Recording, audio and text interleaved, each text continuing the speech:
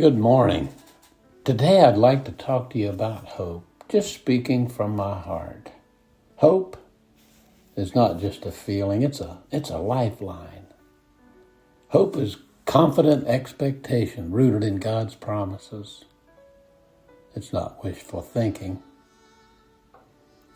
But you know that giants in the faith like Elijah and Moses, for a time they lost hope.